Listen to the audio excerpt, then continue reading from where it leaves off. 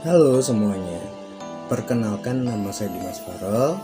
Saat ini saya akan membawakan materi tentang persepsi komunikasi. Sebelum saya bahas lebih jauh, saya mau kalian mengerti dulu apa itu persepsi. Seperti pada contoh gambar berikut ini, pada gambar ini bisa kita lihat dari sudut pandang berbeda, maka akan menghasilkan pandangan persepsi yang berbeda pula. Seperti angka 9 yang jika kita lihat dari sisi kiri, akan menilai bahwa itu adalah angka 6. Dan jika kita melihat dari sudut arah berlawanan, maka akan menghasilkan pandangan berbeda. Nah, maka bisa kita simpulkan bahwa persepsi adalah pengalaman tentang objek, peristiwa, atau hubungan-hubungan yang diperoleh dengan menyimpulkan informasi dan menafsirkan pesan, lalu memberikan makna pada stimulus indrawi atau sensori stimuli.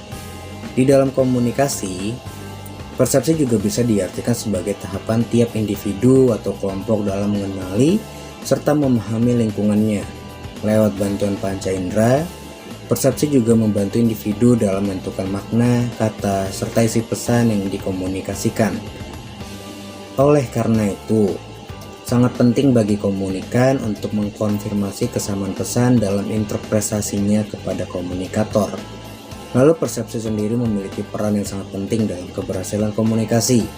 Artinya, kecermatan dalam mempersepsi stimuli indrawi mengantarkan kepada keberhasilan komunikasi.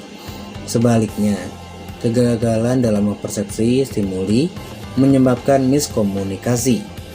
Hubungan persepsi dalam komunikasi sendiri merupakan sebuah inti dari komunikasi. Karena jika persepsi tidak akurat, maka tidak akan memungkinkan kita berkomunikasi secara efektif. Dari persepsilah yang menentukan kita untuk memiliki suatu pesan dan mengabaikan pesan yang lain. Persepsi meliputi semua sinyal dalam sistem saraf, yang merupakan hasil dari stimulus fisik atau kimia dari organ pengindra. Seperti misalnya di saat kita melihat orang yang kurang normal atau difabel dan orang sepuh melintas jalan, di saat itu muncul persepsi rasa iba dan ingin membantu mereka untuk melintas jalan. Cara terjadinya persepsi sendiri adalah karena adanya objek atau stimulus yang merangsang untuk ditangkap oleh panca indera. Kemudian stimulus atau objek perhatian tadi dibawa ke otak. Dengan adanya stimulus ini, kemudian otak membuat sebuah pesan atau jawaban yang merupakan persepsi dari pengamatan panca indera.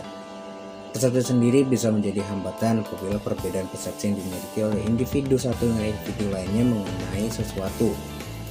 Perbedaan persepsi menyebabkan perbedaan dalam pengertian atau mengamaknakan sesuatu. Persepsi sendiri merupakan pandangan secara umum atau global mengenai suatu objek dilihat dari beberapa aspek yang dapat difahami oleh seseorang. Adapun faktor-faktor yang mempengaruhi persepsi antara lain, contohnya seperti kebutuhan individu, usia, pengalaman, masa lalu, kepribadian, jenis kelamin, dan hal-hal lain yang bersifat subjektif. Nah, itu dia materi yang bisa saya sampaikan tentang komunikasi persepsi. Lebih kurangnya saya mohon maaf. Terima kasih sudah mendengarkan dan saya selalu